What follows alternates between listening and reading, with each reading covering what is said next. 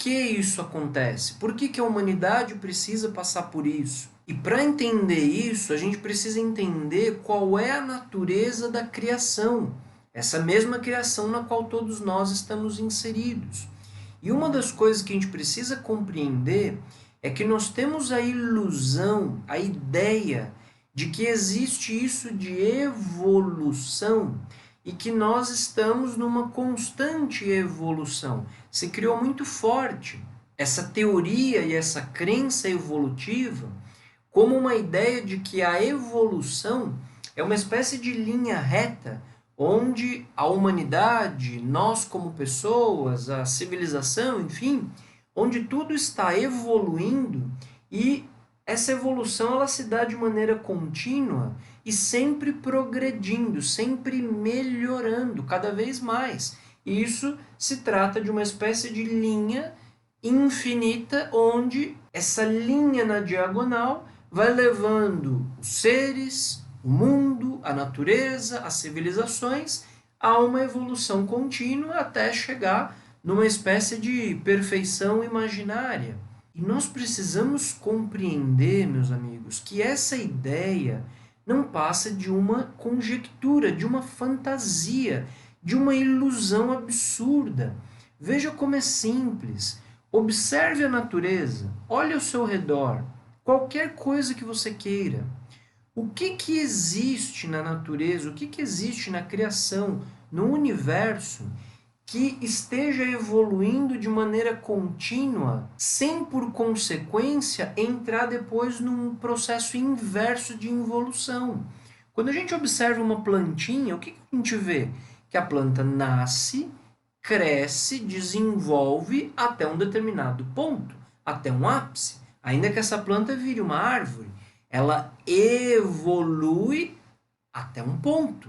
Depois ela começa a decrescer, involuir e morrer. Absolutamente todo organismo vivo, sem exceção, uma planta, um animal, cada um de nós, o que acontece com a gente? A gente nasce, cresce, passa por uma infância, adolescência, jovem adulto, maturidade, para logo depois entrar num processo de envelhecimento. E esse processo de envelhecimento é um processo de involução, é um processo de degeneração do nosso organismo físico, até que chega o momento da morte. Se a evolução fosse algo contínuo, algo que se dá de maneira ininterrupta, o tempo nos levaria sempre a ser cada vez melhores. E como é possível que hoje, se a gente está saudável, tem saúde, estamos como estamos, como é possível que no futuro, em que nosso organismo vai estar debaixo da terra sendo comido por minhocas, como que o nosso organismo pode estar melhor no futuro sendo comido por minhocas do que agora? A ideia de que o tempo sempre melhora as coisas é simplesmente uma ilusão. Não existe nenhuma referência na natureza. Observemos o nosso planeta, observemos o nosso sistema solar, absolutamente tudo. Teve sim a sua maternidade, um momento de expansão e de desenvolvimento, mas em algum momento o nosso mundo, como um organismo vivo que é, em algum momento ele vai começar a se degenerar e em algum momento ele vai morrer. Isso vai acontecer com o Sol, isso vai acontecer com a galáxia, isso vai acontecer com o universo inteiro. Portanto, a ideia de que a evolução é uma linha reta que continua ad infinitum, isso é uma ilusão maluca, isso simplesmente não existe. A evolução, ela tem uma irmã gêmea, que é a involução. Tudo que evolui, evolui até um ápice. E num dado momento começa então depois a involuir e morrer. E o mesmo vale para a humanidade. A nossa humanidade teve já um momento prístino, virginal, um momento em que nossa humanidade era pura e estava florescendo. A Bíblia chama esse momento de Jardim do Éden, de Jardim Edênico, no momento em que nós estávamos no florescimento da humanidade e possuímos inclusive um estado de consciência, um estado espiritual de pureza. Com o passar dos milênios, nós fomos perdendo essa natureza prístina, essa natureza de pureza anímica, e fomos conhecendo os vícios, fomos conhecendo os pecados. Isso é representado pela queda do paraíso com a comida da maçã, depois isso se aprofunda com Caim e Abel, que tudo isso é simbólico, não são personagens históricos, são símbolos que representam essa queda da humanidade. E nós fomos, digamos assim, progredindo no mal.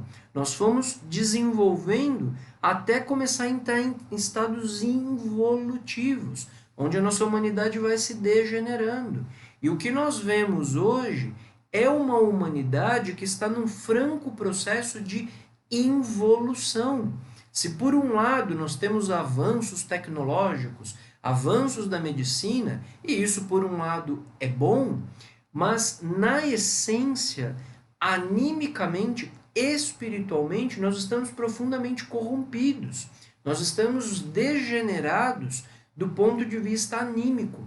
A nossa humanidade perdeu o interesse pelas coisas divinas, perdemos o interesse pelas coisas do espírito.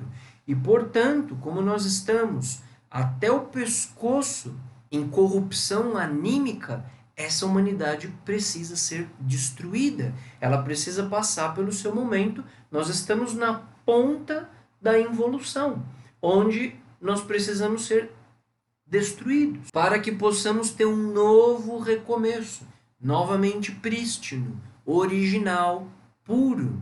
A humanidade, como nos diz no Apocalipse, será renovada. Haverá uma nova humanidade, com novas terras, com um novo começo. Só que esse começo só pode surgir uma vez que as escórias sejam limpas, uma vez que a sujeira seja retirada, que essa humanidade corrupta que a gente vê povoando os 5 continentes da Terra, infelizmente seja destruída. É isso que as profecias estão narrando. É disso que se trata esse momento do Apocalipse. E o que nós devemos fazer? O que nós devemos fazer é lutar para que nós participemos dessa nova semente, desse fruto que venha a ser selecionado e escolhido para participar desse novo começo. Como se faz isso? É com uma inscrição em algum lugar? É uma carteirinha de algum lugar que a gente pertença? Da igreja X, Y ou Z que a gente pertença? Algum nome ou status social que a gente tenha? Algum grupo específico que a gente pertença? É evidente que não. Esses são sonhos, essas são fantasias, que a humanidade tende sempre a acreditar que o meu grupo é o válido. Apenas dentro do meu grupo as pessoas serão salvas. Essa é uma forma absurda e fantasiosa de pensar. No fundo, se trata de medo e de uma tentativa de dizer para si mesmo que tudo vai ficar bem porque eu pertenço ao grupo X ou Y.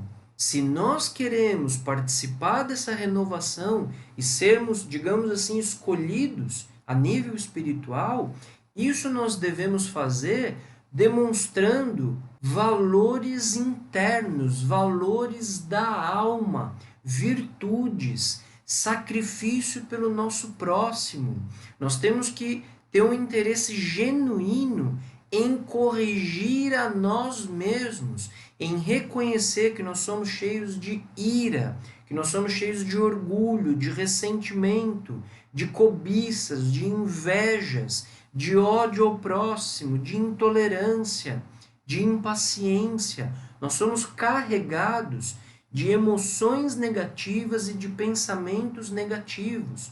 A nossa vida interior é um verdadeiro caos. E a ideia de que quando nós morrermos, nós vamos a um paraíso sentar à destra de Deus Pai, assim porque sim, e vamos carregar esse caos ambiente, esse saco de defeitos que cada um de nós é, simplesmente porque a gente disse que acredita, isso é um sonho, é uma fantasia absurda, e a gente precisa acordar desse sonho, para que a gente possa participar de níveis mais elevados de consciência, um acesso a algo mais elevado do ponto de vista espiritual, nós precisamos limpar a nós mesmos.